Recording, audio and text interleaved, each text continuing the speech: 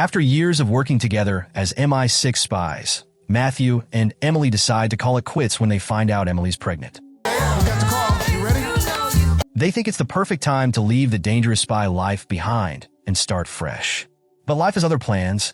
15 years before they officially retire, they get a call from MI6 headquarters with a mission that pulls them back in. It's a kid's party. Their target is an arms dealer named Gore, and he's attending his 8-year-old's birthday party at a residential building. The couple disguises themselves as a charming French duo posing as arms dealers. Our parts for the mission. They play their roles so convincingly that Gore doesn't suspect a thing and invites them to enjoy the party. Pleasure to meet you. While mingling, Emily manages to get a handshake from Gore. She later uses a device to scan her arm and retrieve his fingerprints, unlocking a powerful gadget known as the IC key. This device, essentially a master key, can destroy entire cities if it falls into the wrong hands. What is this thing, Chuck? You heard of an ICS key? A what key? Just as they secure the key, alarms start blaring, and the mansion's security team storms in. But these guards are no match for Matthew and Emily. They take them down with ease. Their mission supervisor, Chuck, tells them to head straight to the extraction point and not breathe a word about the IC key to anyone. Knocking us out the park, huh? Oh yes, courtesy of MI6. Try not to... At the extraction site, things take a bit of a turn. A fellow agent, Baron, seems to have a soft spot for Emily, but keeps it under wraps. On board the plane, Emily drops a bombshell. She's pregnant with Matthew's baby. I figured She's worried Matthew might not step up, but he's overjoyed at the idea of becoming a dad. To celebrate, he orders champagne, but the celebration doesn't last long. Suspicious things start happening, and Emily is suddenly grabbed by a flight attendant demanding the IC key. Matthew pretends to hand it over, but uses the distraction to free Emily. A full-blown fight erupts, and surprise, it turns out everyone on the plane is an enemy. Amid the chaos, Emily disarms a gun-wielding attacker, but the flight attendant recovers the weapon and aims at her. Matthew steps in just in time, causing the attacker to miss, but the stray bullet hits the pilot, and the plane spirals out of control. As the plane crashes into a snowy mountainside, the key falls into the hands of the flight attendant. With no time to think, Matthew grabs the last parachute, shoves it into Emily's hands, and tells her to save herself and the baby. Emily, of course, isn't having it. She clings to him, and they parachute together to safety. After landing, Matthew suggests they stay dead to MI6 since their plane crash would have convinced headquarters they didn't survive. What about Chuck? It's the perfect chance to leave their spy days behind and start fresh as a family. Fast forward 15 years, and the couple is now living a quiet life with their 2 kids, Alice and Leo. Alice, their teenage daughter, is sharp and stubborn. I'm coming!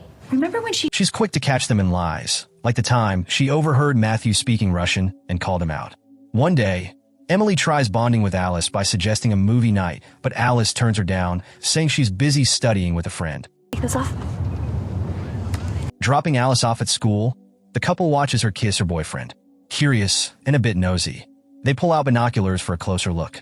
Alice notices and calls them out, embarrassed in front of her friends. His name is James and he's... At home, Emily worries about Alice and feels like she's not getting through to her.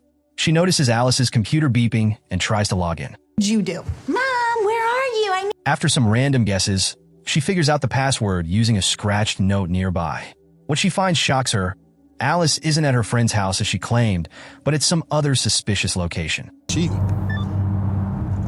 Using GPS tracking, Emily and Matthew trace Alice to a nightclub. They confront her at the club, but Alice defends herself, saying all the kids her age are there, and proudly shows off a fake ID. When a guy insults Emily by calling her a boomer and grabs her, she snaps. Emily smashes his head into a platform, and a massive brawl breaks out. Matthew joins the fight, and the two end up wrecking the club. A kid starts recording them, but Matthew quickly grabs the phone and deletes the footage. In the car ride home, they lecture Alice about her lies, but she's more interested in how her parents fought so well. I don't like him because he's white. What? They brush it off, claiming they learned martial arts in a taekwondo class. Alice, not buying their story, heads to her room, leaving Emily and Matthew to reminisce about their spy days. Matthew reminds Emily they gave it all up for their family, So try can't not evening with that. and the two share a moment, sparring playfully to lighten the mood. Meanwhile, Alice blames her younger brother, Leo, for snitching on her, but he denies it and smugly enjoys seeing her grounded. Clearly not hidden well enough. Well, if they... The next morning, their old supervisor, Chuck, unexpectedly shows up at their house. He tracked them down using footage from the nightclub fight. Chuck warns them that Barron betrayed them years ago and is now working with Gore. Before he can explain further, a sniper takes him out. Mercenaries storm the area, and bullets start flying. Luckily, the kids are at school, and Matthew and Emily manage to escape in their car. On the way to pick up their kids, Matthew reveals a huge secret. He still has the IC key. He admits he tricked the flight attendant all those years ago and hid the real key at Emily's mom's house in England. Emily is furious he kept this from her. During the chase, Matthew uses a bottle of Diet Coke and Mentos to create an explosive diversion, sending their pursuers crashing into a truck. They grab their kids and rush to the airport. Alice and Leo bombard them with questions, forcing their parents to spill some secrets. Emily also drops a surprise. Their grandmother is alive, and they're heading to England to stay with her. Really hard to understand, and I am really sorry. Once in London, the family avoids security cameras and sneaks onto a bus heading to a parking lot. There, they steal a car, pretending it's a ride left for them. Meanwhile, Barron and Gore's men are hot on their trail, piecing together clues from airport footage. The parents tell their kids to turn off their phones so no one can track them. They run out of gas and stop at a gas station. While waiting, the kids start debating their parents' true identities. They peek at their passports and are stunned to find different names on them. One of them even Googles the family's last name on his handheld gaming device. Wait, you can get on... And finds out it belongs to someone who's already dead. Weirded out, the parents start planning their next move. Matthew mentions they need to retrieve an IC key and take it to MI6 to get immunity. Just as they're talking, a gang working for Gore shows up at the gas station. Thinking fast, Matthew grabs a gas pump and uses it as a flamethrower to keep the bad guys at bay, while Emily jumps right into hand-to-hand combat like a pro. Their kids stand there wide-eyed, wondering if their parents are superheroes or something. After handling the attackers, the couple quickly bundles the kids into the car and takes off.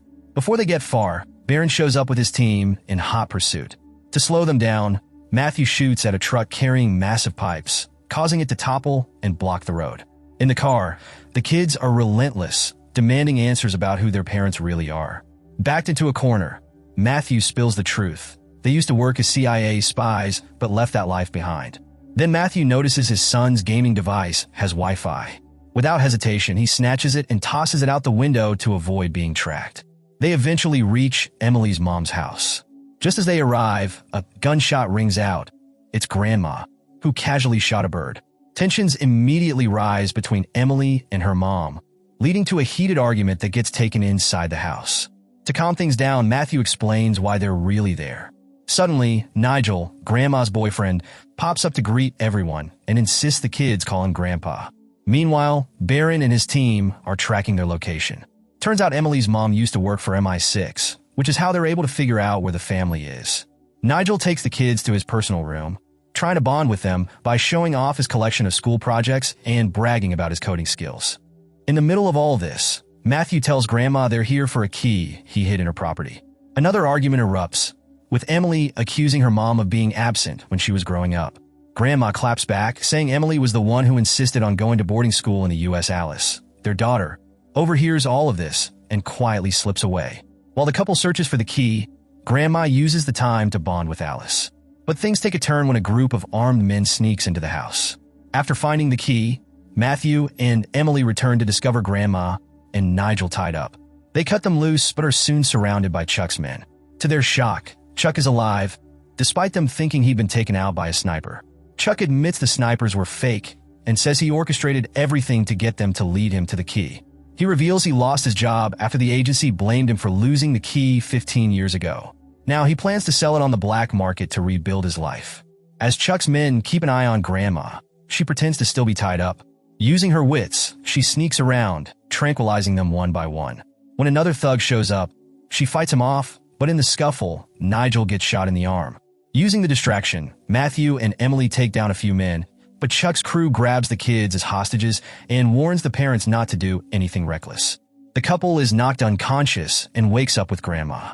They use security footage to figure out where the kids have been taken. Thankfully, Leo, their son, still has his thumb ring, which helps them track the location. Meanwhile, Chuck is busy trying to auction off the key to the highest bidder. He demonstrates its power by shutting down an entire city's electricity and opening a water barrier, all with a few keystrokes. This makes the buyers eager to bid, and the key is eventually sold for a whopping $250 million. Matthew and Emily reach the building, but are met with heavy security.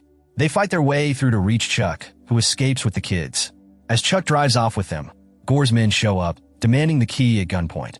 Before things escalate, a sniper laser appears on one of Gore's men. It's Emily's mom, taking them out from a distance. With this, Gore's crew backs off, and Matthew and Emily steal their bikes to chase after Chuck. Chuck manages to get on a boat with the kids, while Emily and Matthew deal with more pursuers on bikes. Emily knocks one of them onto a platform, causing him to crash, while the others end up in a dumpster after missing a sharp turn. Emily finds a boat and sets off after Chuck, with Matthew joining her. Meanwhile, Nigel decides to help despite his lack of skills. He speeds his car into Chuck's team, causing chaos and grabbing the key. Grandma instructs him to close the water barrier using the computer. Panicking, Nigel admits he lied about knowing how to use the system. He randomly presses buttons, generating error messages, until he finally manages to activate the barrier. On the boat, Emily and Matthew fight off Chuck's men, tossing them into the water. With the barrier closing, the family jumps into the water just as Chuck tries to stop them. Before he can react, his boat crashes into the barrier. Back in the US, life starts returning to normal. Alice scores the winning goal at her soccer championship, and during the celebration, she tells Emily she wants to hang out more. Nigel promises Leo he'll teach him everything about spying. The couple feels relieved until Baron pops up out of nowhere, hiding in the back seat of their car. He drops the bombshell that Chuck is still alive and that Emily will need a new partner to take him down. The twist? Her new partner is her dad, leaving Matthew stunned since he had no idea her father was even alive. Thank you so much for watching. If you liked the video, don't forget to subscribe.